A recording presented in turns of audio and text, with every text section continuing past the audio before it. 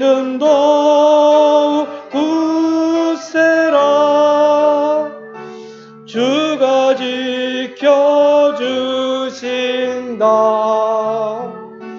어두운 밤에도 주의 밝은 빛 인도하여 주신다. 네, 여기까지 하겠습니다. 네, 이 찬송이 긴 찬송이에요. 그죠? 네, 가셨나요? 아래 계신가요? 아래 계시면 올라오세요. 네, 두 번째 시간 갖겠습니다. 이 시간에는 건강한 교회의 5대 특징, 조금 반복되는 얘기지만, 요거는 이제 존 메가더 목사님 아시죠? 그렇죠? 유명하신 분이죠. 이 목사님이 이제 그분 저서에서 말씀한 거예요. 발췌한 것입니다. 건강한 교회. 우리도 건강할 때 어떤 생산성을 갖게 되잖아요. 열심히 일할 수 있고, 어떤 일하면 그 열매를 얻을 수 있고, 건강해야. 그런데 병상에 누워있는 사람이 열심히 일할 수도 없고, 열매를 얻을 수 없잖아요. 그런 마찬가지로 교회도 똑같다. 예, 교회도 생명의 공동체고, 그리고 생물이기 때문에 건강해야 돼요. 그래야 영적인 열매들을 그 교회를 통해서 맺힐 수가 있습니다. 5가지. 하나님에 대한 경외심, 성경의 절대적 권위를 인정하는 것, 성경 교리를 체계적으로 가르치는 것, 그리고 성도 개개인의 성결을 유지하는 것, 그리고 영적 권위가 확립되는 것. 이 5가지를 들었어요. 이거를 좀 하나하나 한번 살펴보도록 하겠습니다.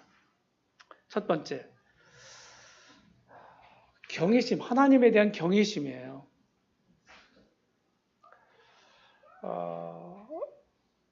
전도서 기자는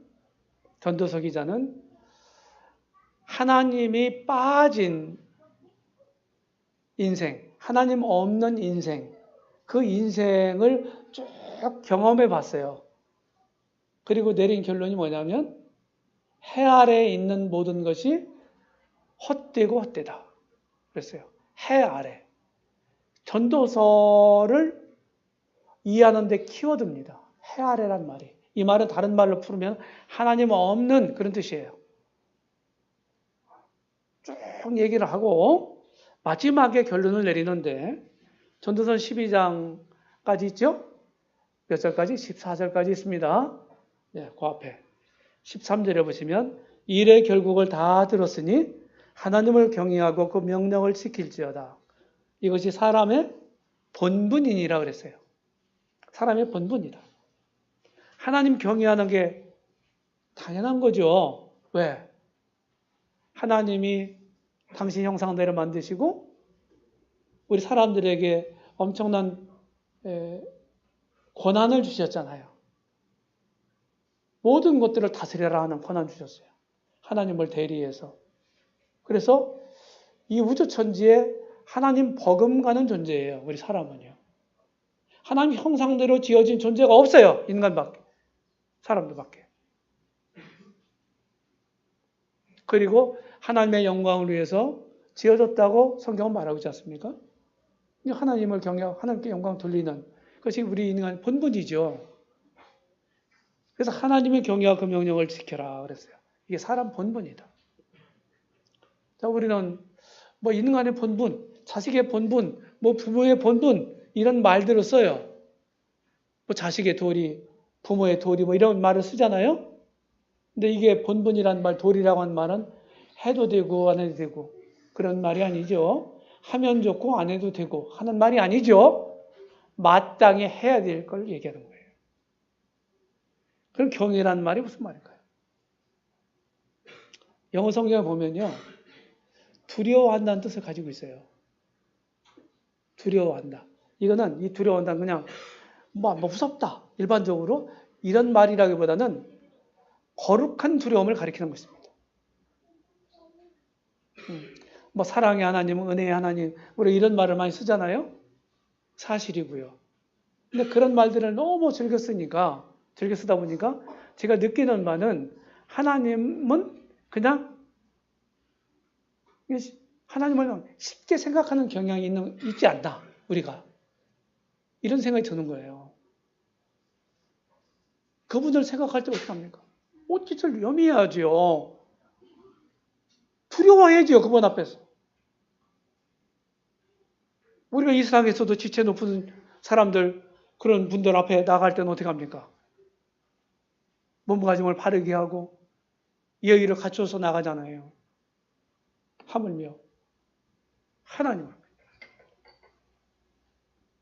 앞에는 어떻게 됩니까?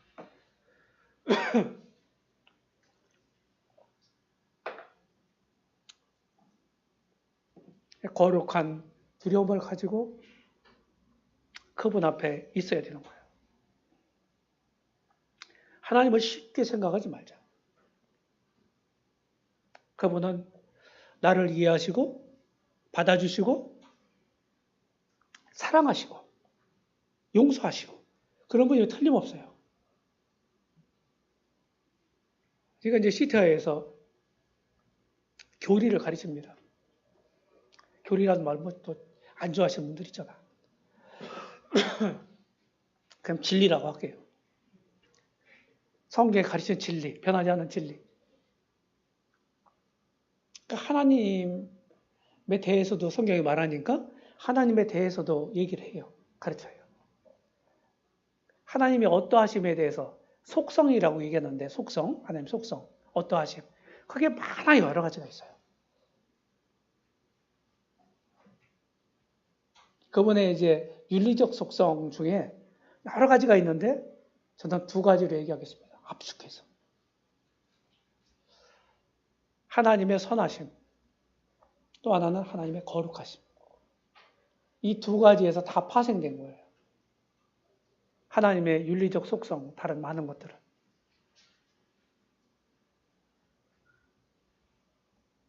하나님 생각하실 때 하나님이 행하시는 모든 것들은 다 선해요. 선한 목적을 가지고 선한 동기에 의해서 선한 방법으로 하시거든요. 그러니까 결과가 어떻게 돼요? 선하게 나오는 거예요. 하나님 우주 만물을 만드시고 어떻게 하셨어요? 하나님 보시기에 좋았다라 그랬잖아요. 심히 좋았다라 그랬잖아요. 그죠? 우리말 성경이 그렇게 되는데 영어 성경 보니까 심히 좋았다라, very good 이렇게 뒤에 있더라고요.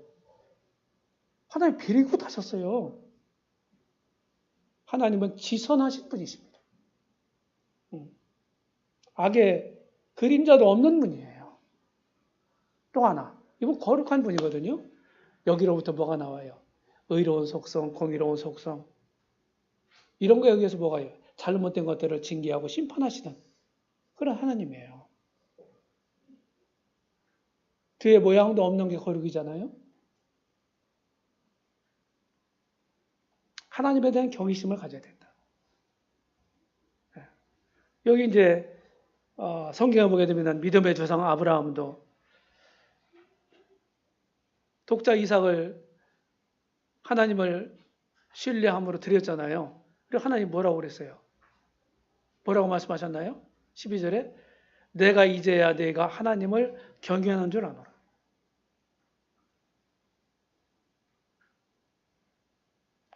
노아 홍수 후의 조상 노아도요. 홍수 후의 조상 노아도요. 아직 보지 못한 일에 경고하심을 받아 경외함으로 방주를 예비한다. 이때가 지금 비가 안 왔어요. 근데 큰 비를 내릴 거다. 이 큰 비로 모든 것들을 진멸할 거다. 이 상상이나 같겠어요? 경험하지 않았기 때문에. 보지도 못했어. 듣지도 못했어. 근데 노아는 어떻게 해요? 하나님 경외함으로 방주를 예비했다. 초대교회 성도들은요, 주를 경외함과 성령의 의리로 진행하여 그 수가 더 많아졌다. 경외함을 나타내는 방법이 뭘까요? 우리는 늘 얘기합니다. 하나님 중심의 삶. 마치 우리 태양계에서 제가 이제 초등학교 다닐 때 자연 시간에 배운 건데 9개 행성이라고 그랬어. 수금지와 목도 천해명. 그때 외웠던 게 지금도 안 잊어버려. 그 뒤로 안 외웠거든요. 이 박혀 있어 이게. 근데 지금은 뭐 초당성은 뭐 하나 뺐다고 그러더라고요. 뭐 그렇거나 말거나 초당성이라는 별이 없어진 건 아니니까. 음. 그 행성들이 9개 행성들이 지구를 아니 태양을 중심으로 돌잖아요. 자기 궤도를 그죠? 이것에 비유할 수 있어요. 하나님 중심으로 우리가 살아가야 된다. 하나님 중심. 이분이 중심에 있어야 돼. 근데 죄가 이 하나님 중심에 있는 하나님 그 자리에 하나님을 몰아내고 내가 앉아 있는 거예요. 그래서 인본주의란 말이죠. 뭐 휴머니즘, 뭐 그럴듯한 말이죠. 근데 세상에서 말하는 인본주의는 무신론적 인본주의예요. 그거는 우상숭배예요. 죄입니다. 인본주의는 신본주의의 반대예요. 그리고 하나님 제일주의로. 첫 번째는 하나님이에요. 어떤 형제가, 어떤 형제자매들이 이렇게 이제 이성 간에 이렇게 교제를 합니다. 제가 최근에 들은 얘기인데, 형제가 자매한테 그랬대요. 자매는 삼순의다. 그랬대요. 자기에게 있어서. 삼순의. 세 번째라는 거예요. 그 말을 들은 자매가 어떻게 생각했겠어요? 응? 거짓말을 못해, 이 형제가. 입에 팔린 소리를 못한다니까. 자매가 최고야. 이렇게 했어야 하는데 그걸 못하는 거예요. 고지시켜갖고. 하나님이 첫째야 되잖아요, 진짜로. 그죠? 근데 그게 이제 무슨 뜻인지 알겠지, 자매도. 근데 서운한 거야. 저보고요, 형제가요, 삼순을 해요. 서운해서 그 얘기를 하는 거예요. 저희 아내한테 그 얘기 했대요. 이해가 되죠?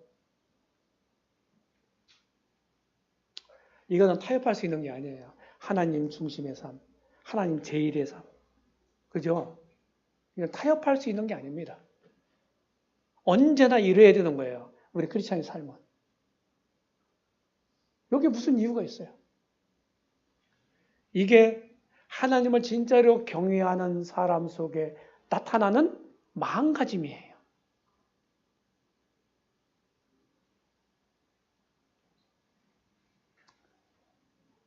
이 교회 리더들만 하나님 경외하면 되나요? 아니죠? 모든 지체들이 다 그래야 되는 거예요. 그래야 건강한 교회가 되는 거예요. 하나님이 우리를 있게 하셨고, 원래 근본적으로 우리 인간을. 자, 교회는요. 누가 있게 하셨어요? 우리가 막 잘 조직해가지고 막 정관 막 만들고 이래가지고서 자, 어떤 사람 막 우리 이 교회 지체로 삼을 건가? 우리가 이렇게 해가지고 우리 지혜로 그렇게 했나요? 아니잖아요. 하나님이 하셨잖아요. 그러니까 모든 지체들이 다 교회 멤버들이 하나님을 경외해야 되는 거예요. 두렵고 떨려. 아까 예배 시간에도 어떤 형제님이 기도하실 때 코람데오라는 말을 쓰시더라고요. 이게 좀 어려운 말인데 하나님 앞에서 그런 뜻이래요. 늘 하나님을 의식하는 삶. 하나님 앞에 나는 있다, 언제나. 이번에 우리 육안으로 안 보이지만 내 마음속에 그렇게 생각하는 거예요. 그러면 경거망동 할 수 있어요, 없어요? 할 수 없어. 말을 함부로 할 수 있어요, 없어요? 할 수 없어.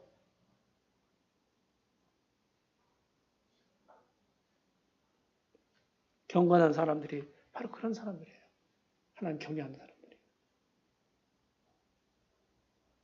리더의 자격 중에, 장로의 자격 중에 한 가지가 뭡니까?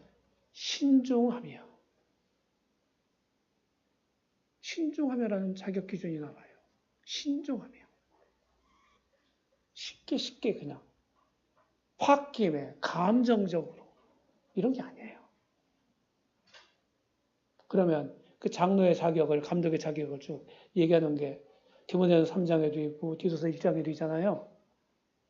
그게 장로들만 해당되는 말인가요? 아니요. 우리 모든 구원받은 성도들이 지향해야 할 목표예요. 우리가 다 그렇게 돼야 되는 거예요. 자, 두 번째. 건강교회의 기본 두 번째는 성경을 하나님 말씀으로, 절대적인 하나님 말씀으로 인정해야 되는 거예요. 네. 모든 성경은 하나님의 감동으로 됐다고 그랬죠? 완전 영감된 점진적 계시로 기록된 하나님 말씀, 이 성경은요, 모든 믿는 사람들에게 뭐가 돼요? 절대 권위가 돼야 되는 거예요. 여기 다른 것들이 들어오면 안 돼요. 성경에 있는 대로. 성경이 모든 것들에 어떻게 합니까? 기준이 있는 거예요. 이 기준에 의해서 판단해야 돼요. 옳고 그름을 판단하고 이 기준에 의해서 할 건지 말 건지 판단해야 되고 결정해야 되고 말씀이. 항상요. 교회 역사 이철연을 보면요. 하나님 말씀을 등한히 여기거나 무시하고 인간의 아주 지혜로운 그런 어떤 합리적인 생각을 끌어들여서 교회에 어떤 제도를 만들고 시스템을 만들고 뭘 하고 이렇게 했을 때 부패, 늪에 빠지게 됐어요. 중세천년 캐톨릭 시대 때 얘기예요. 영적으로 진짜 암흑기였습니다.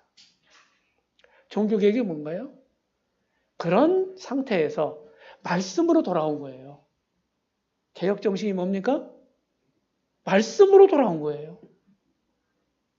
자, 21세기에 살고 있는 우리들은 개혁이 필요 없는 사람들입니까?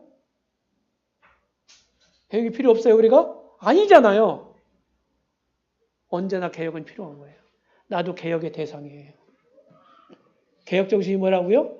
말씀으로 돌아와서 말씀대로 하는 거예요. 우리 모임도 마찬가지예요. 우리가 성경적인 교회다? 감히 이렇게 말할 수 없어요. 그걸 추구하는 교회일 뿐이지 어떻게 성경적인 교회예요, 우리가.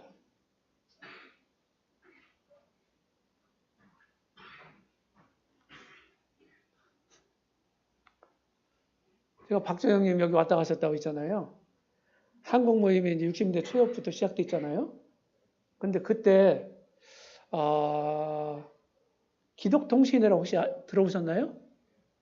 그분들은 어떤 분들이냐면 영국에 이제 교파교회에 있다가 영국 모임에 들어와서 허버트 브랜드라고 하는 형제님이야. 근데 모임에서 이제 오랫동안 섬기다가 이렇게 정식으로 파송된 게 아니고 이제 선교 열심히 있었던 분인 것 같아요. 모임에 들어와서 모임의 어떤 원리나 중요한 가치나 이런 것들을 다 이렇게 이제 체득하지 못한 채 일본으로 자천해 선교 온 거예요. 복음 전하니까 어떻게 돼요? 구원받은 사람 생기죠. 그래가지고 형성된 무리들이 누구냐면은 오늘날 말하는 기독통신회예요. 원래 우리가 똑같았어요. 이름이 없었다고요. 교파 이름이. 그런데 일제치해 때 일본 군국주의가 이제 종교를 다스리고 이렇게 관장하기 위해서 등록하라고 하거든요. 등록하라고 했대요. 등록했는데 서류를 다 갖다 줬대요. 그때 이제 그 모임이죠. 그 관계자가 형제님이 갖다 줬더니 그리고 교단 이름이 뭐예요? 없어요. 왜 없어요? 그냥 없어요. 성경 없으니까. 우리하고 똑같죠. 그러더니 거기 이제 이 공무원이 내용을 다 보더니 자기가 임의대로 적었대요. 기독 동신회. 이게 무슨 말이에요? 기독은 그리스도란 말이잖아요. 동신하면 뭐예요? 같은 믿음을 가진 무리. 그리스도를 믿는 같은 믿음을 가진 무리. 그게 기독 동신이란 말이거든요. 그냥 그걸 그냥 그 사람이 임의적으로 공무원이 적어가지고 이름이 돼버린 거예요, 그게. 그래서 기독동신은 일본하고 한국밖에 없어. 한국도 거의 뭐 이제 지리멸렬이죠. 근데 한국 모임이, 지금 현재 모임이 60년대 초역부터 시작됐는데, 그때 기독동신이 있었어요. 지금도 여기 있습니다. 조암수정 그쪽 가면은 수원에도 있고, 제가 가봤어요, 그 교회도.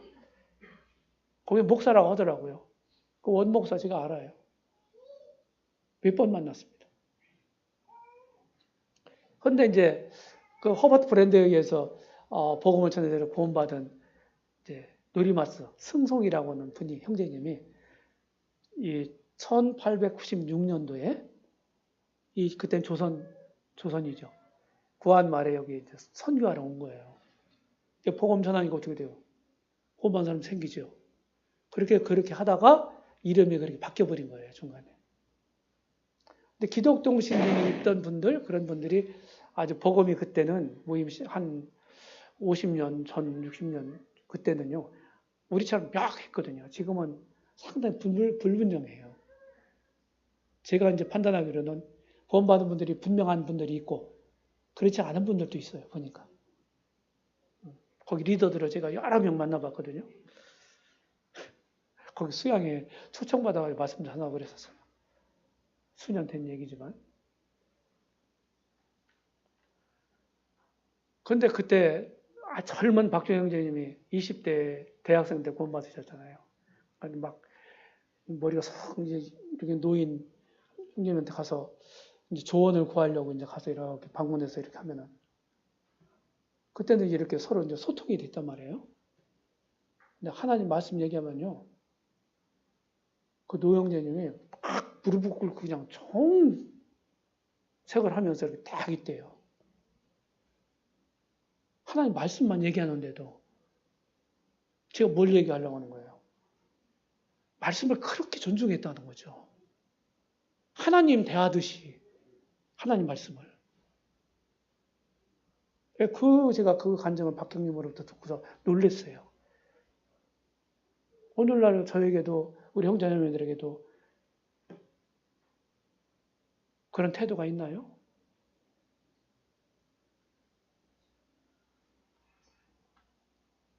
그 다음에 세 번째는 성경 교리, 성경 진리를, 이건 교리라고 하는 말은 시대가 가고 문화가 바뀌고 이렇게 해도 변하지 않는 진리를 가리키는 겁니다. 변하지 않는 진리. 그러니까 기독교 신앙의 기본을 가리키는 거예요. 이 교리라고 얘기하는데 이 교리를 철저하게 가르쳐야 돼요. 하나님 어떠하신가 그분의 계획의 어떠함으로부터 우리 믿는 바 기독교의 교리가 형성됩니다.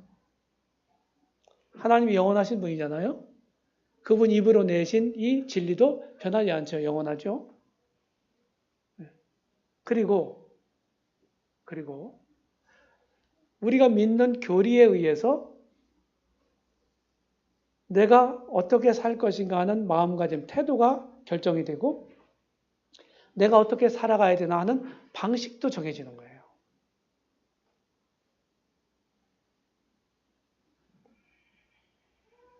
주님이 내일 오신다. 우리 신앙은 아니지만 시한부 종말론자들 예를 들겠습니다. 그 사람들이 말하는 것, 날짜 정하는 것 자체가 문제가 있는 거지만 주님이 우리를 데려오신다고 하는 진리는 성경이 가르치는 바죠. 근데 그거를 어떻게 됩니까? 시간을 정해놓고 하는 게 문제예요.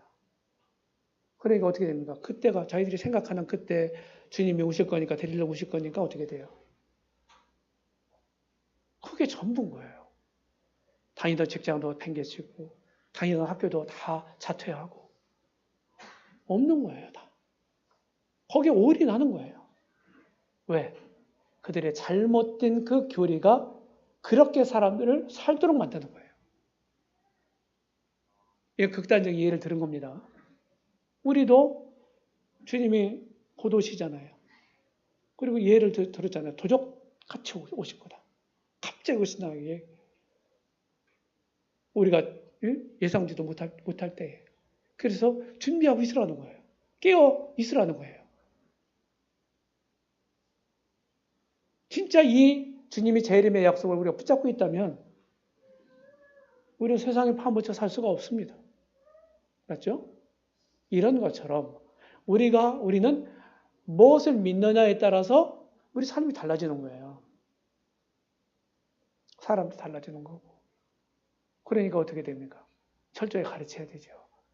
그리고 교회에서 문제가 생기는 게 두 가지 면입니다. 첫째는 윤리적이고 도덕적인 문제예요. 이 문제. 두 번째는 이 진리적인 문제입니다. 잘못된 가르침이 교회 안에 들어왔어요. 이단적인 가르침이 들어왔습니다. 그럼 어떻게 될까요? 문제가 생기는 거예요, 당연히. 그런데 이 교리적인 문제가 생겼을 때 진짜 어려워요. 도덕적인 문제보다 훨씬 어렵습니다. 해결하기가. 그래서 철저한 가르침과 열정적으로 배워야 될 게 필요하다. 배움이 필요하다. 배우면 끝이 없어요. 그래서 열심히 공부하셔야 됩니다. 그래서 내 수준을, 내 신앙을 하나님 말씀, 변하지 않은 하나님 말씀에 깊게 뿌리를 들여야 돼요. 뿌리 깊은 신앙인이 돼야 돼요. 그러려면 어떻게 됩니까? 잘 배워야 되죠. 그리고 잘 가르쳐야 돼요. 그 다음 네 번째. 지체들 각 개인마다 어떻게 합니까? 성결함을 유지해야 돼요.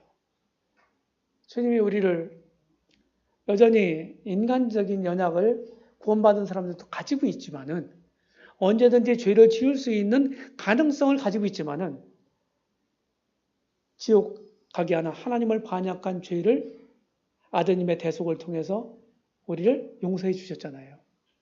그렇죠? 그리고 우리에게 삶의 등불이 되는 말씀을 주셨고요. 그리고 이 말씀으로 우리 삶을 인도하시는 성령님을 또 보내주셨잖아요. 우리 안에. 그렇죠? 그래서 우리는 하나님 원하시는 도덕적인 삶을 살아갈 수 있는 가능성을 가지고 있는 사람들이에요.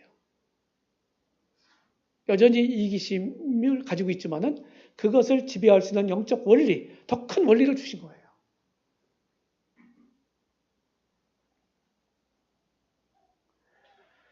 우리는 주님 안에 있습니다. 그리고 주님과 연합한 사람이에요. 성경 그걸 말하고 있죠. 그래서 분명한 기준을 가지고 살아야 된다. 우리가. 그게 하나님 말씀입니다. 언행심사에 명확한 선을 가지고 있어야 돼요. 상황 논리나 상대적이 아닌 성경이 절대적인 기준이 되어야 됩니다. 그리고 경건한 삶을 추구해야 돼요.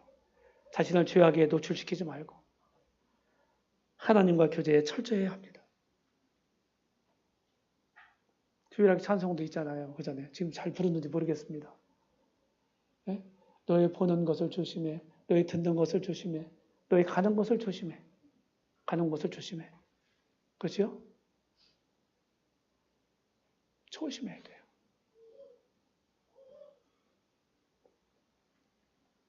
그래서 우리가 하나님이 내가 거룩하니 너희도 거룩할지어다.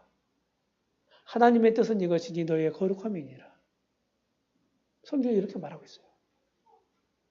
우리는 거룩을 추구해야 되는 거예요.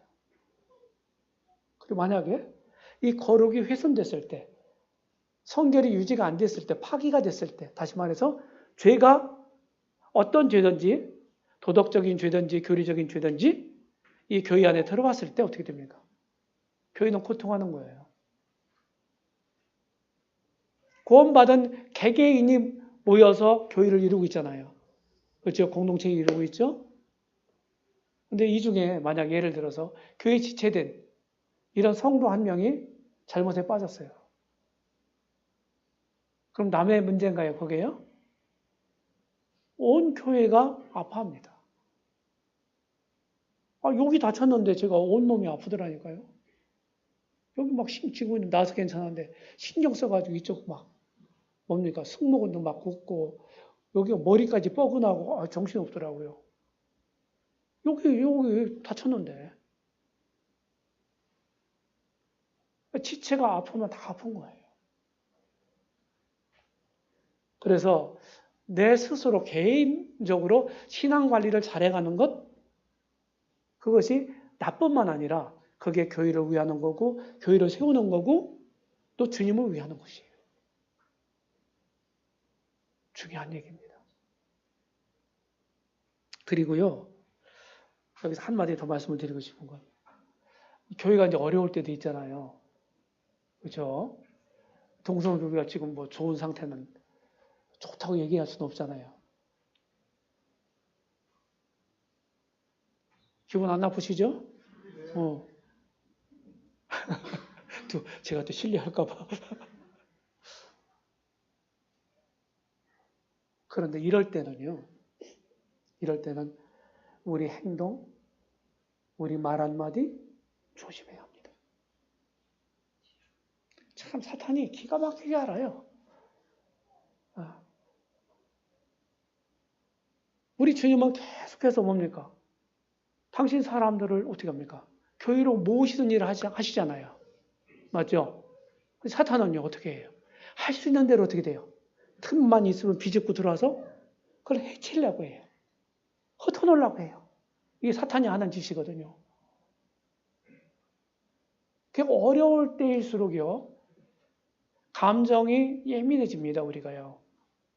그래서 말 한마디, 어떤 단어를 사용했느냐, 토시가 뭐냐, 이런 것까지 따진다니까? 그러니까 어려운 거야. 그래서 어려울 때는 사람들에게 말하지 말아야 돼요. 어려울 때일수록 사람들에게 말하지 말고 주님께 많이 말하라. 중요한 금원입니다. 자꾸 말하고 싶죠. 무슨 액션을 하고 싶죠. 근데 그런 것들이 더 화를 자초하게 되고 더 일을 수습하기보다는 더 어려움을 가중시키는 그런 일이 될 수 있는 여지가 훨씬 큽니다. 기도하셔야 돼요. 그래서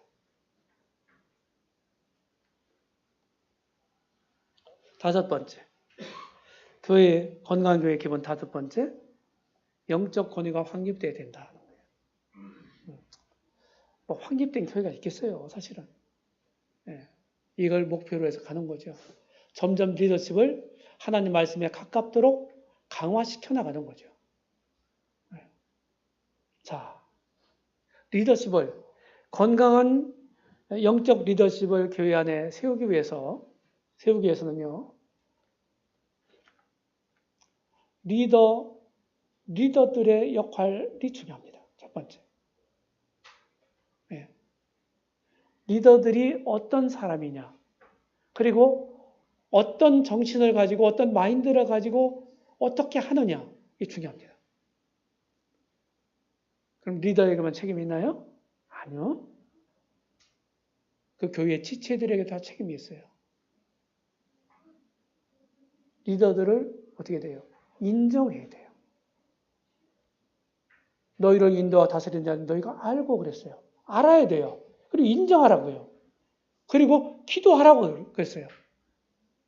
그리고 순종하고 복종하라고 그랬어요. 그 말을 들어가지고 어떻게 돼요? 일꾼들이, 야, 내가 이 교회의 장로니까 리더니까 내 말에 복종해. 이게 참 유치한 말이에요. 그러지 말아야 돼요. 다른 사람들이 알아서 그렇게 해줘야 되는 거예요. 성도들이 알아서 그렇게 해야 되는 거예요. 나는 그냥 주님의 종으로 성도들을 섬기는 사람이다. 낮은 자세로. 그런 순수한 마음으로 열과 성을 다해서 교회를 섬겨야 되는 겁니다. 그럴 때 성도들이 그걸 알아보게 되고 인정하게 되고 결국 가서는 뭐가 돼요? 존경하게 되는 거예요. 리더가 그 교회의 성도들의 존경을 받는다면요. 그 교회를 리드하기가 굉장히 쉽습니다. 존경하는 사람 말을 잘 새겨서 들을 거 아니겠어요? 따를 거 아니겠어요? 맞죠? 이 존경. 이게 한 번에 되는 게 아니에요. 장로가 됐다고 다 존경하는 게 아니에요. 오랜 세월 동안 어떤 행적을 보이냐, 어떤 간증을 보였느냐, 리더가. 그것에 따라서 존경받을 수가 안 받을 수 있는 거예요.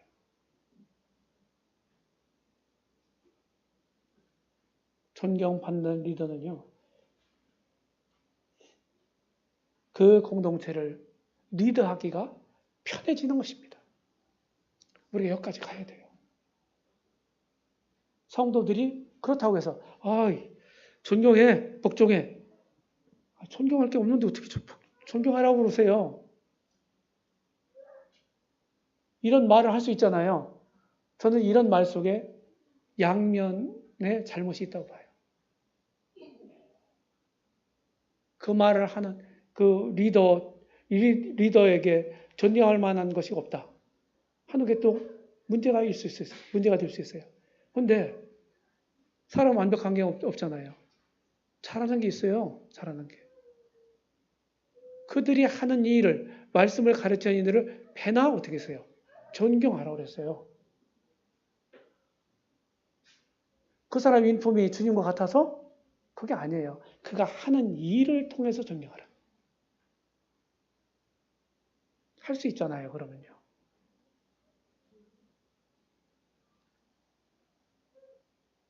그래서 다 책임이 있는 거예요.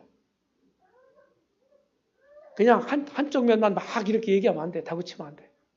다 나한테도 책임이 있는 거예요. 형제자매들이 기도하셔야 됩니다.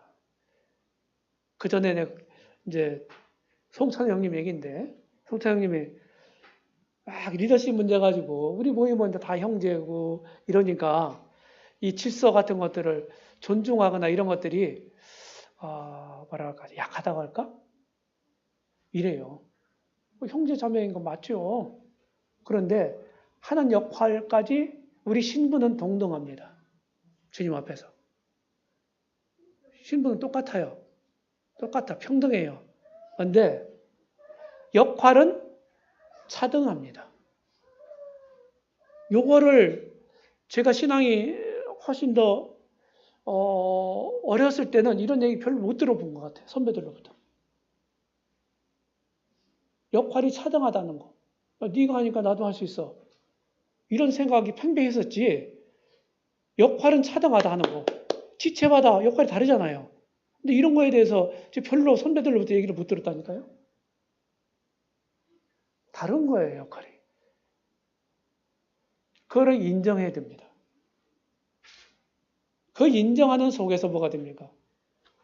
영적인 권위가 세워지는 거예요.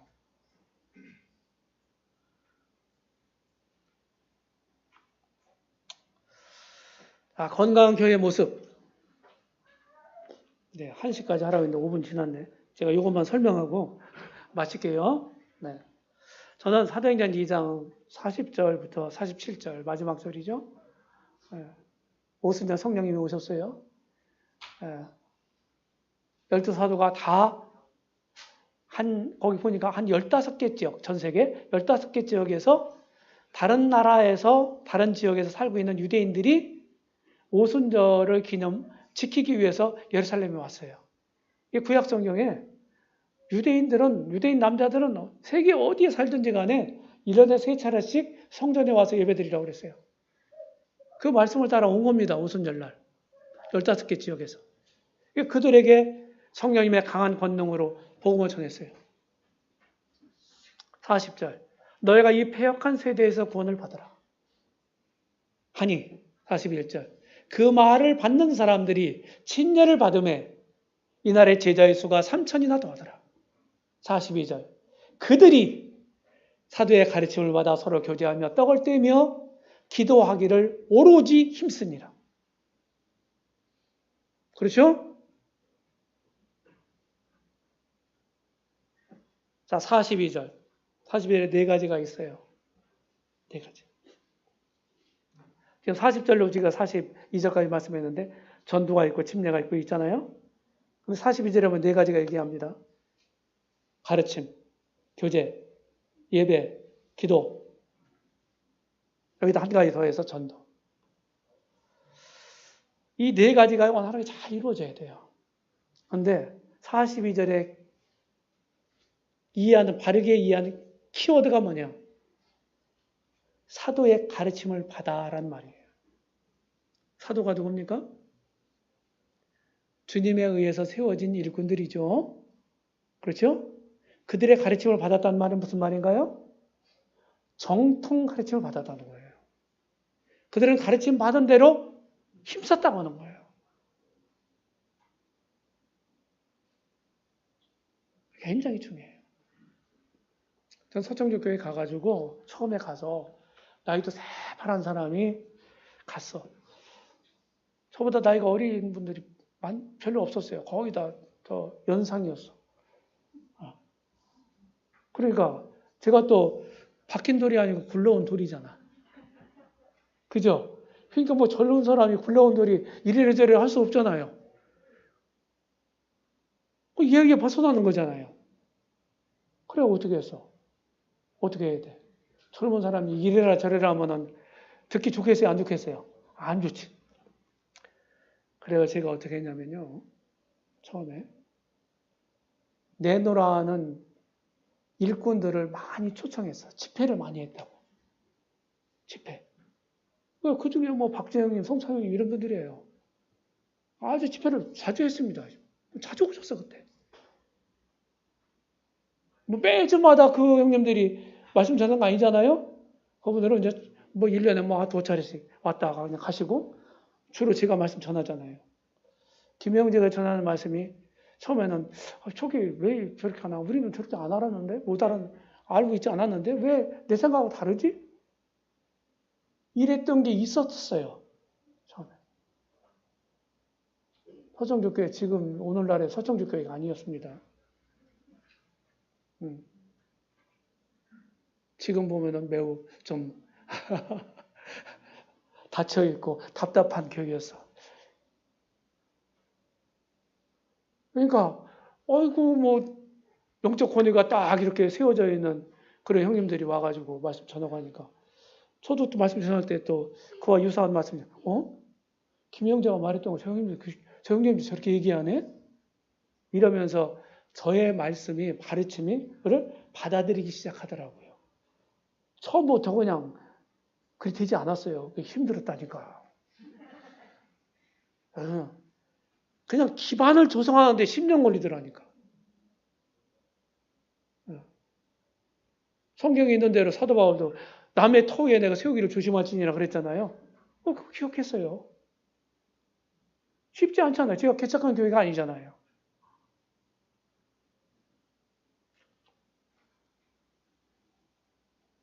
그렇게 하다 보니까, 꾸준하게 하다 보니까. 그리고 기존에 있는 형님들 같이 이제 일을 해야 되잖아요. 섬겨야 되잖아요. 부족이 있어도 무시하지 말고, 그분들을 앞세워서 하고, 은사를 따라 섬기고, 위인한 거죠.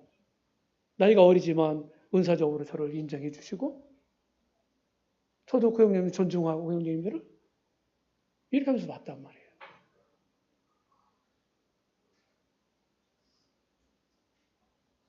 많은 위기들이 있었어요. 화정교회도. 쉽지 않았어요. 그럼에도 불구하고 그런 어려움들을 극복하고 오늘까지 이렇게 왔었던 통일이 뭐냐. 저절로 되는 건 아니더라. 물론 주님의 은혜가 필요합니다. 확실해요, 이거는요. 주님이 함께 하셔야 돼요. 뿐만 아니라 리더와 그 교회의 지체들이 어떻게 주님 앞에 반응하느냐, 어떻게 하느냐, 이것도 중요하더라 하는 거예요.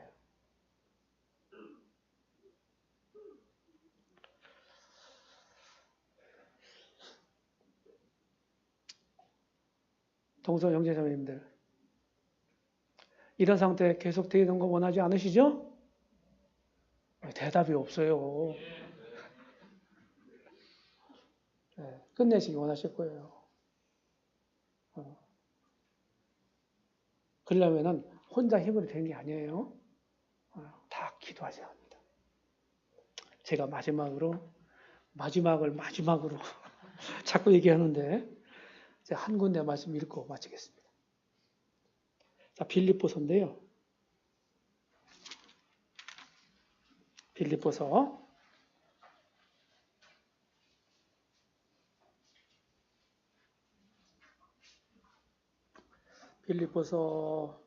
4장입니다. 4장.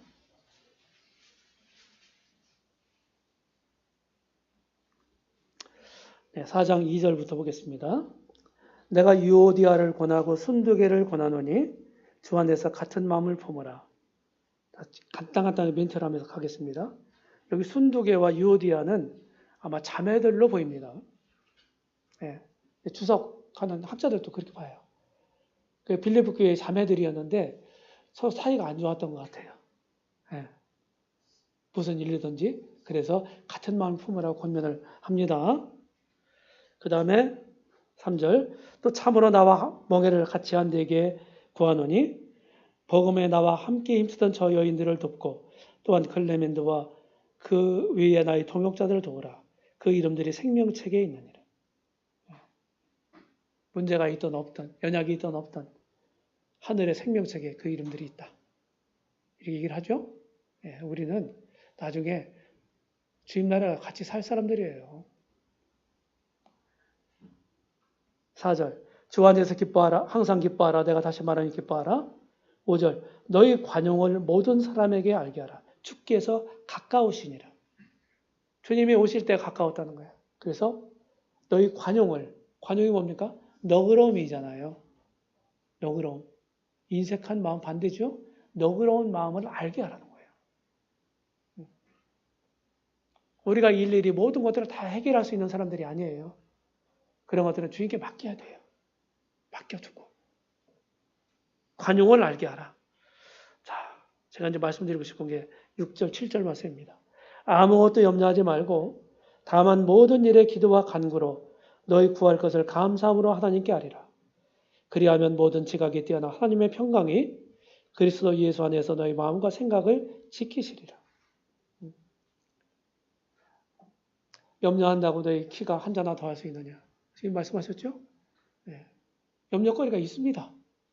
근데 염려하지 말고 염려하는 대신에 기도하라는 거예요. 기도해라. 네. 기도하라. 그러면 우리 형편을 아시고 우리 모든 것들을 아시는 지각에 뛰어난 하나님께서 그분의 평강으로 우리 마음과 생각을 지키실 거다. 약속하셨거든요. 그리하면 그랬잖아요. 그리하면 그 뒤에 그 이후의 약속을 실제 그것이 실현되려면 어떻게 돼요? 그 앞에 있는 조건을 충족시켜야 돼요. 6절의 말씀은. 뭐 하라고요? 염려하지 말고 감사함으로 하나님께 아뢰라는 거예요. 기도하라는 거예요. 제가 마지막으로 드리고 싶은 말씀입니다. 기도하세요. 거기에 해결책이 있습니다. 그래서 동서원교회가 제가 몇 번 제가 왔었는데 다음번에 뵐 때는 환한 미소로 만나 뵀으면 좋겠습니다. 그리고 우리 중에서 이루어지는 그런 일들을 그냥 주님이 이렇게 인도하시는구나. 이렇게 넓은 마음을 가지고 그렇게 그냥 따르세요. 자꾸 거기다가 내 생각을 더하고 그러면 어려워져요. 나도 어렵고 교회도 어렵고 다른 성도도 어렵고 네, 적절하게 주님께 맡기고 나머지는 우리는 해결사가 아니에요. 네, 주님께 맡기면 좋겠습니다. 제가 잠시 기도하고 말씀을 다 줄이려고 합니다. 자비로우신 아버지 하나님, 지금도 살아 계신 것을 감사합니다. 저희들의 모든 사정을 잘 아심을 감사합니다. 그리고 문제가 뭔지 어떻게 해결할 수 있는 것인지도 알고 계시고 그 능력을 가지고 계신 분임을 기억하며 감사합니다. 우리 동서원교회와 함께해 주시옵소서. 이런 어려움들, 이런 고통들을 주께서 해결해 주시고 다시 평안한 가운데서 주님의 뜻을, 주님께서 이 교회에 주신 과업을 잘 이루어갈 수 있도록 도와주시기를 바랍니다. 감사드리며 주 예수님의 이름으로 기도하옵나이다. 아멘. 네, 감사합니다.